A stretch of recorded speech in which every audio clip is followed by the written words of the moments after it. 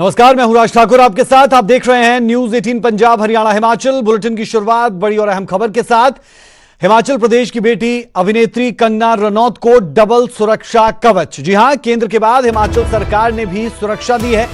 कंगना की सुरक्षा में एक पीएसओ 24 घंटे तैनात रहेगा। घर की सुरक्षा के लिए भी पुलिसकर्मी तैनात। एक हेड कांस्टेबल और 4 कांस्टेबल को जिम्मा दिया गया है। कल मुख्यमंत्री ने सुरक्षा देने का ऐलान किया था, तो अभिनेत्री कंगना रनौत को डबल सुरक्षा कवच। केंद्र के बाद हिमाचल सरकार ने भी सुरक्षा दी है। कंगना की सुरक्षा में एक पीएसओ 24 घंटे के लिए तैनात रहेगा। साथ ही घर की सुरक्षा के लिए भी पुलिसकर्मी तैनात किए गए हैं और एक हेड कांस्टेबल और 4 कांस्टेबल्स को इसका जिम्मा दिया गया है। ये बड़ी और अहम खबर। कंगना रनौत जो लगातार मुखर होकर बॉलीवुड इंडस्ट्री और साथ साथ ड्रग्स को लेकर बोलती रही हैं, अब केंद्र के बाद हिमाचल सरकार ने भी सुरक्षा बढ़ाई।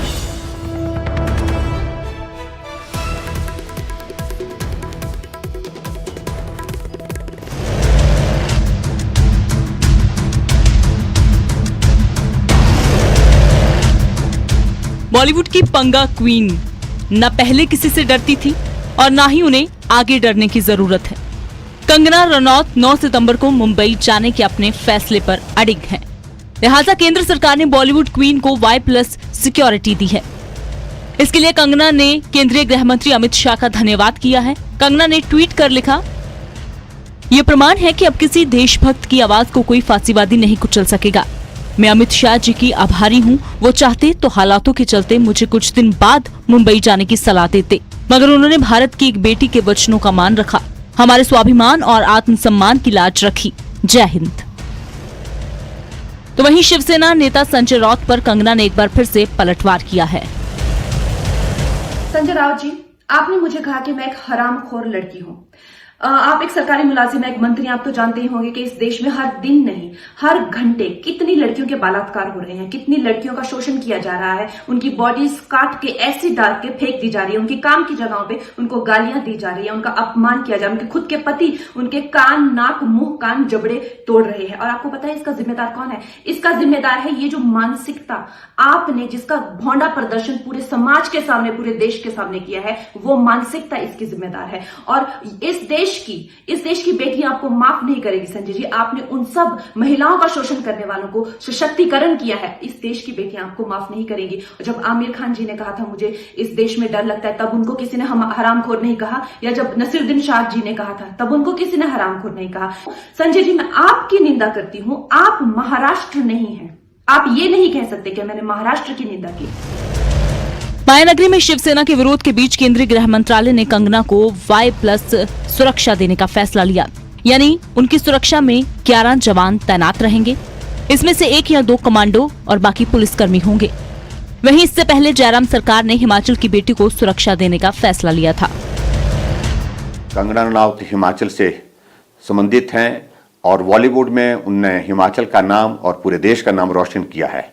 उनकी सुरक्षा हमारे लिए बहुत महत्वपूर्ण है। उस दृष्टि से डीजीपी को हमने आदेश दिए कि वो उनकी सिक्योरिटी थ्रेट की असेसमेंट करें और उसके पश्चात हमने एक निर्णय लिया कि उनके निवास मनाली में हिमाचल प्रदेश पुलिस की ओर से सुरक्षा मुहैया करवाई जाएगी और आवश्यक होगा तो जो प्रवास उनका होगा, जो टूर होगा, उसमें भी हिमाचल प्रदेश अपनी सुरक्षा देने के लिए तैयार है। दरअसल संजय राउत ने कंगना को मुंबई नहीं आने की नसीहत दी थी। इसके बाद पंगा क्वीन ने मुंबई आने का खुला चैलेंज किया। मामला बढ़ता देख केंद्रीय गृह मंत्रालय ने एक्शन लिया ताकि मायानगरी में कंगना को सुरक्षा की चिंता न सताए। प्रदीप ठाकुर, न्यूज 18 शिमला।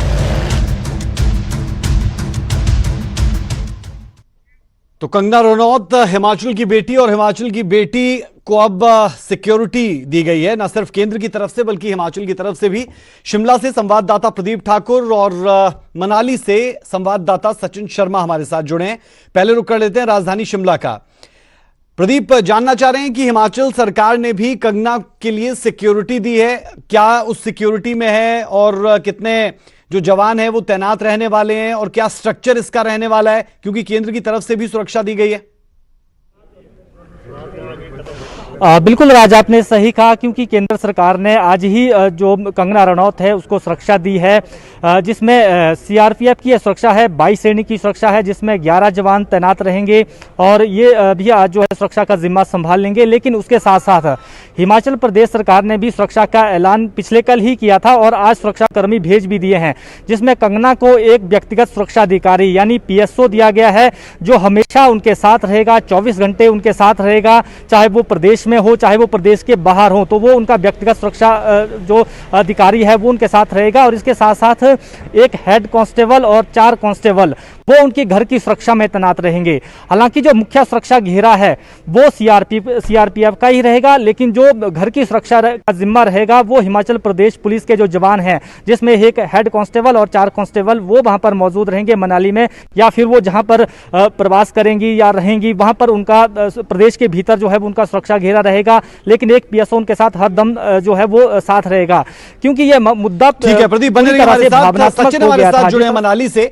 सचिन, माहौल क्या दिखता है, क्योंकि कंगना रनौत बहुत वक्त से अपने घर में ही रह रही हैं और लाजमी तौर पर इसे लेकर बहुत से सवाल थे कि कहीं ना कहीं उनकी सुरक्षा को लेकर जब मुंबई जाएंगी तो सवाल रहेंगे, जब वो घर में है तो वहां पर भी उनके लिए सिक्योरिटी किस तरह की रहती है। अब वो सिक्योरिटी उन्हें मिल गई है, किस तरीके का माहौल?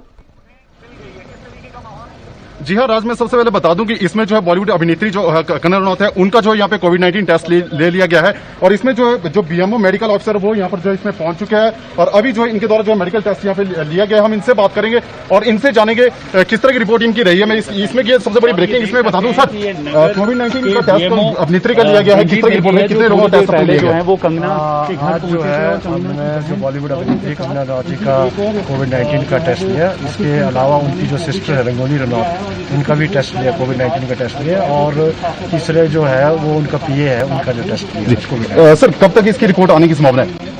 संभवतः कल शाम तक जो है कोविड-19 की इनकी रिपोर्ट आएगी। जी तो आपने देखा राज कि अभी जो है ये अभी की सबसे बड़ी ब्रेकिंग है इसमें कि जो बॉलीवुड अभिनेत्री कंगना रनौत है उनका जो है यहाँ पर जो कोविड-19 टेस्ट यहाँ पे लिया गया और इसके साथ ही जो उनकी सिस्टर है रंगोली, उनका भी जो है कोविड-19 टेस्ट लिया गया और साथ में जो उनके पीए है उनका भी जो है कोविड-19 टेस्ट लिया गया। अगर मैं इसके अलावा बात करूँ सुरक्षा की, तो इसमें जो है जो कंगना रनौत के घर में जो है इसमें यहाँ पर जो हिमाचल प्रदेश की पुलिस की तरफ से जो है सुरक्षा तैनात की गई, जिसमें जो है यहाँ पर 3 पुलिस जवानों को फिलहाल जो यहाँ पे तैनात कर दिया गया और अभी कुछ समय के बाद जो है यहाँ पर जो 22 श्रेणी की जो सुरक्षा है वो भी यहाँ पर पहुंचने वाली। जी राज। बिल्कुल सचिन, बेहद शुक्रिया इस जानकारी के लिए और शिमला से हमारे साथ जुड़े प्रदीप ठाकुर, आपका भी बेहद शुक्रिया। तो कुल मिलाकर आप देख सकते हैं कि हिमाचल प्रदेश की राजधानी शिमला से लेकर और मनाली तक यानी कंगना रनौत के घर तक माहौल पूरे तरीके से एक अलग दिशा में है और वो दिशा ये कि कंगना रनौत जो मुखर होकर खुलकर बॉलीवुड इंडस्ट्री के बारे में बोल रही है, वो मुंबई जब जाने की बात हुई तो सुरक्षा उन्हें दे दी गई और कंगना रनौत ने इसका जिक्र भी किया कि मैं मौजूदा केंद्र सरकार की शुक्रगुजार हूं कि उन्होंने मुझे हिमाचल में ही रहने की सलाह नहीं दी बल्कि मेरे लिए Y+ सुरक्षा का इंतजाम किया। तो अभिनेत्री कंगना रनौत को ये सुरक्षा दी गई है और उनका कोविड टेस्ट भी हुआ है, जैसी जानकारी अभी अभी सचिन शर्मा ने दी और उसकी रिपोर्ट जल्द ही सामने आएगी।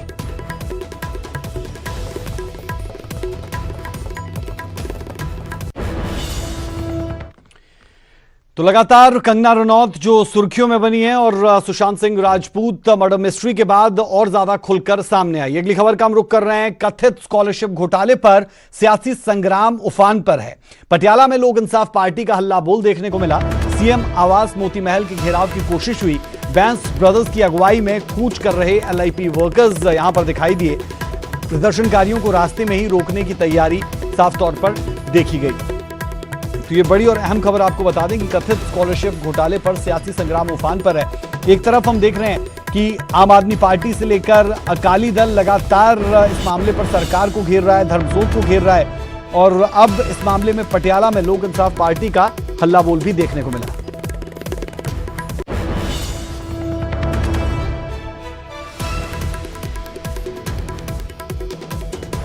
तो कथित स्कॉलरशिप घोटाला और सियासी संग्राम उफान पर है। इसे लेकर लगातार आम आदमी पार्टी, अकाली दल और अब LIP भी सवाल खड़े कर रहा है और सवाल सीधे खड़े हो रहे हैं सरकार पर। तय मंत्री जो इस विभाग के धर्मसोत, तो उन्हें लेकर भी लगातार उनके इस्तीफे की मांग हो रही है, जिस पर कैप्टन अमरिंदर सिंह कई मरतबा अपना रुख साफ भी कर चुके हैं। बैंस ब्रदर्स की अगुवाई में LIP वर्कर्स कूच करते हुए यहां पर और प्रदर्शनकारियों को रास्ते में ही रोकने की भी पूरी तैयारी साफ साफ देखी जा सकती है। तो कुल मिलाकर कथित स्कॉलरशिप घोटाला, इस स्कैम को लेकर लगातार सवाल उठ रहे हैं और लगातार ये मांग भी हो रही है कि इसकी जांच करवाई जाए। बहरहाल अब कमेटी गठित हुई है, देखेंगे कि किस तरीके से आगे ये पूरा मामला बढ़ता है, लेकिन फिलहाल के लिए कुछ विरोध का सामना करना पड़ रहा है। LIP वर्कर्स जो है वो यहाँ पर पहुंचे हैं। पटियाला से ये तस्वीरें भी आप देख पा रहे हैं, जहाँ पर मोती महल के घेराव की कोशिश और उन्हें रोकने के लिए पहले से यहाँ पर पुलिसकर्मियों को डिप्लॉय भी किया गया है कि रोका जा सके CM आवास मोती महल के घेराव की कोशिश।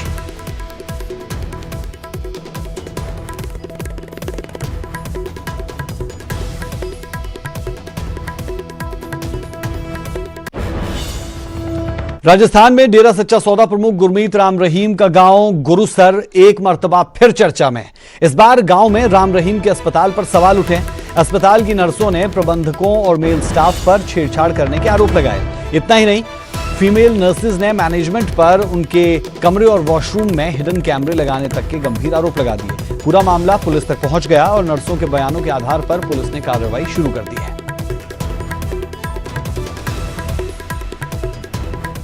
शास्त्रनाम जी हॉस्पिटल में हम काम करते हैं, हम सारी नर्सें हैं। ये हमारे कमरे हैं, प्राइवेट कमरे दिए गए हैं। कई दिनों से हमारे रूम में छेड़खानी करने लड़के आते हैं। कई बार हमने शिकायत भी दर्ज करवाई है, लेकिन इसका कोई कार्रवाई नहीं की गई। इन दोनों बहनों को लॉकडाउन में निकाल दिया गया था। इन दोनों बहनों को लॉकडाउन में निकाल दिया गया था और सैलरी भी 3000 रुपये देते थे। और जब हम इन्होंने आवाज़ उठाई तो इनको दबा दिया गया। हमारे कमरों में आके छेड़छाड़ की जाती है, हमारे जाती है, रिकॉर्डर भेजे जाते हैं, कैमरे लगाए जाते हैं। वॉशरूम में भी पहले कई बार कैमरे लगे हैं। 15 जुलाई की रात को मैं और ये रूममेट है, हम दोनों हमारे उसके अंदर कमरे में आए गए हैं। कमरे में आने के बाद रात को हमारे जब कमरे में कोई आया है, जब हमने वहाँ जांच की, उस टाइम उन्होंने बोला कि कैमरे खराब है, हम जांच नहीं कर सकते। आए दिन हमारे साथ छेड़खानियाँ होती है, बदतमीजियाँ होती है।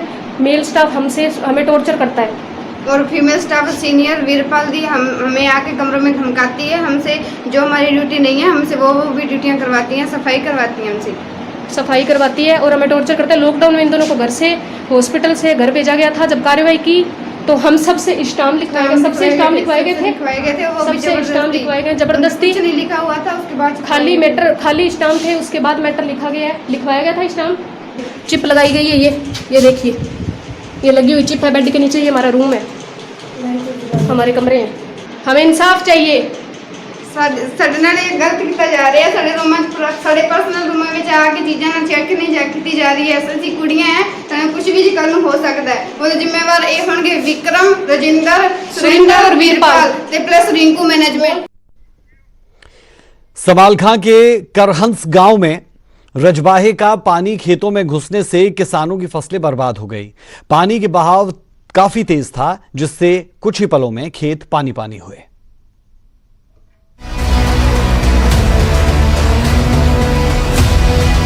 फसलों के कम दाम और लागत ज्यादा होने से किसानी पहले से घाटे का सौदा रह गई है और जब प्रकृति की मार या कोई और आपदा से उसकी मेहनत बर्बाद हो जाए तो किसान के पास कुछ नहीं बचता सिवाय पछताने और मायूसी के। कुछ ऐसा ही हुआ समालखा के करहंस गांव के कुछ किसानों के साथ, जिनकी साल भर की मेहनत पानी में डूब गई। रजवाहे का पानी खेतों में घुसने के कारण करीब 20 एकड़ फसल खराब हो गई। रजवाहे में पानी के ओवरफ्लो होने से ये नुकसान हुआ। पानी का बहाव इतना तेज था कि किसान चाहकर भी उसे रोक न पाए। क्या हुई जी, नहर टूट के पड़ गई जी, मेरे पे बिजली पड़ गई जी, मेरा नुकसान हो गया जी। कितने सारे जीरे बूझ गए जी, मेरे तो बालक बेबुकी और गए। कितने किले थे? ये 4 किले तो जमीन नहीं है आज जी। सारी देख लो जी, आपके लाश उठ रहा है। अपनी छोटी सी जमीन पर खेती कर देशी अर्थव्यवस्था में अहम योगदान देने वाला आम किसान जब खेती करना शुरू करता है तो उसके सामने मुश्किलों का बड़ा पहाड़ खड़ा रहता है। लेकिन फिर भी किसान पूरा साल सारी मुश्किलों को पार कर फसल को अपने खून पसीने से सींचता है। लेकिन अगर इस आखिरी वक्त में ही किसान की पूरे साल की मेहनत बर्बाद हो जाए तो उस पर क्या बीतती है उसका अंदाजा भी नहीं लगाया जा सकता। पानीपत से Sumit Bhardwaj, news 18। Corona virus की वजह से 22 मार्च को बंद हुई दिल्ली मेट्रो 169 दिन के बाद आखिरकार लोगों के लिए आज से शुरू हुई। इसकी शुरुआत करने को लेकर मेट्रो की तरफ से पहले पूरी तैयारियां कर ली गई थी। आज दिल्ली में येलो लाइन और रैपिड मेट्रो गुरुग्राम शुरू की गई है। बता दें कि 2 पारियों में दिल्ली मेट्रो सेवा शुरू की गई। मेट्रो सुबह 7 से 11 बजे तक और शाम 4 से रात 8 बजे तक चलेगी और 12 सितंबर से सामान्य तरीके से मेट्रो का चलना शुरू होगा। अब हम मेट्रो के अंदर पहुंच चुके हैं। कोविड-19 के दौर में नए बदलाव के साथ मेट्रो का सफर शुरू हो रहा है और इसमें क्या बदलाव देखेंगे, लोग क्या महसूस कर रहे हैं, ये भी हम आज आपको बताएंगे। तो अभी मैं मेट्रो के अंदर पहुंच चुकी हूँ क्योंकि अभी फेज वाइज चल रही है, शिफ्ट वाइज चल रही है। फिलहाल जो आज येलो लाइन शुरू की गई है वो 2 शिफ्ट में चलेगी, सुबह 7 से 11, शाम 4 बजे से 8 बजे तक। और येलो लाइन में मैं पहुंची हूँ जो कि समयपुर बादली से हुडा सिटी सेंटर तक जाएगी। अगर आप देखेंगे तो अभी धीरे धीरे लोग मेट्रो में सफर करना शुरू कर चुके हैं। आप कहाँ जा रहे हैं? मैडम मैं जा रहा हूँ इफ्को चौक। अच्छा, 1 मिनट बाद। जब से ये बंद था मेट्रो तो कैसे सफर कर रहे थे और अब मेट्रो खुल गई है तो कितनी बड़ी राहत देख रहे हैं? बहुत बड़ी राहत मिली है मैडम, बहुत ही अच्छा लग रहा है। बहुत धक्के खाए हैं बसों में। अच्छा, हाँ जी। तो आप यहाँ पर कितने बजे पहुंचे तो आसानी से एंट्री मिल गई थी? क्योंकि अभी थोड़ा सा बोला गया कि समय ज्यादा लगेगा, तो कितना समय लगा? मुझे करीब 15 मिनट लगी हैं यहाँ तक आने। अच्छा, आराम से सफर अब अच्छा कटेगा। आप देखें तो फिलहाल लोगों ने अभी मेट्रो में आना शुरू कर दिया है क्योंकि आज से ही ये मेट्रो शुरू हुई है और सोशल डिस्टेंसिंग के साथ यहाँ पर लोग अपने सफ़र की शुरुआत करेंगे। और सोशल डिस्टेंसिंग के लिए भी यहाँ पर साफ तौर से स्टिकर्स लगाए हैं कि कृपया यहाँ ना बैठें। यहाँ आप बैठ सकते हैं, यहाँ आप नहीं बैठ सकते हैं, इसके बाद आप यहाँ बैठ सकते हैं और इसके बाद आप यहाँ नहीं बैठ सकते हैं। अभी कुछ समय के लिए मेट्रो चलाई जा रही है और धीरे धीरे जब मेट्रो पूरी तरीके से संचालन में आ जाएगी तो मेट्रो का सफ़र अपने उसी स्वरूप में पहुँच जाएगा जिस तरीके से लोग पहले सफ़र किया करते थे। और अब हम मेट्रो से बाहर निकलेंगे, केंद्रीय सचिवालय आ चुका है, तो अब मेट्रो का सफ़र आपको सुरक्षित आपकी मंजिल तक पहुँचाएगा। कम समय में और कम पैसे में आप अपने सफ़र को तय कर सकेंगे। कैमरा पर्सन गौरव के साथ रचना, न्यूज़ 18 दिल्ली। चंडीगढ़ से कुल्लू के बीच हवाई सेवा एक मर्तबा फिर से अब शुरू की गई है। कोरोना के चलते मार्च से बंद पड़ी ये फ्लाइट अब हफ्ते में 4 दिन चलेगी। जी हां, तो कुल मिलाकर आपको अब चंडीगढ़ से कुल्लू की ये उड़ान मिलेगी और सोमवार, मंगलवार, गुरुवार और शनिवार को ये उड़ान आपके लिए सर्विस में रहेगी। चंडीगढ़ एयरपोर्ट से सुबह 9:30 बजे उड़ान भरी जाएगी। 1.5 घंटे में कुल्लू के भुंतर हवाई अड्डे पर आप लैंडिंग कर पाएंगे। कुल्लू से 11:30 बजे ये चलेगी और 12:30 बजे के करीब एग्जैक्ट टाइम 12:20 पर चंडीगढ़ पहुंचेगी ये फ्लाइट।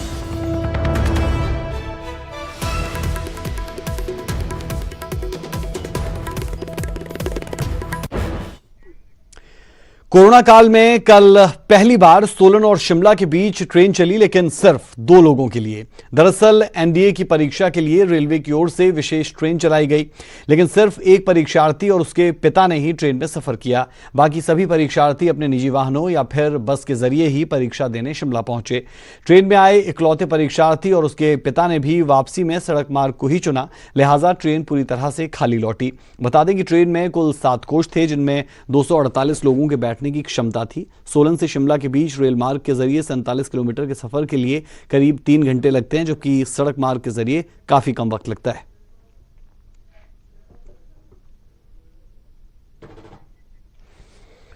हिमाचल विधानसभा का मॉनसून सेशन शुरू। जी हां, कोरोना काल में विधानसभा का पहला सेशन दिवंगत आत्माओं को श्रद्धांजलि देने के साथ इसकी शुरुआत हुई। पूर्व राष्ट्रपति प्रणब मुखर्जी को भी इस दौरान याद किया गया। 18 सितंबर तक ये सेशन चलेगा। हंगामे के पूरे आसार है। कोरोना के चलते सदन में किए गए कई बदलाव। किसी सदस्य को वेल में प्रदर्शन की इजाजत नहीं दी गई है। विधायकों की सिटिंग अरेंजमेंट में भी काफी बदलाव हुए, जो लाजमी भी था, क्योंकि अगर सोशल डिस्टेंसिंग को आप अपना रहे हैं तो फिर लोग दूर दूर बैठेंगे, यानी कम से कम एक सीट का गैप रहेगा, और ऐसे में आपकी जो सिटिंग की व्यवस्था रहती है बैठने की, उसमें परिवर्तन लाजमी है, जो यहां पर हो रहा है।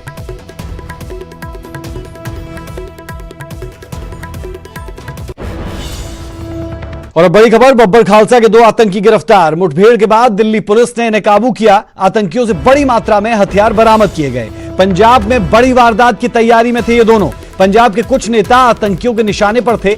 आतंकी दिलावर पहले भी गिरफ्तार किया जा चुका है। अबू धाबी से इस आतंकी को लाया गया था।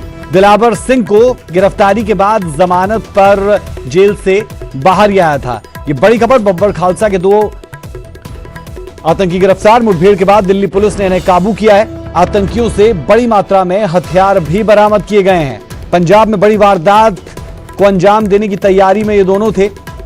पंजाब के कुछ नेता आतंकियों के सीधे निशाने पर थे, और इन दोनों की गिरफ्तारी के बाद लाजमी तौर पर आप कह सकते हैं कि सुकून की सांस जरूर ली होगी कि ये आतंकी अब पुलिस की गिरफ्त में।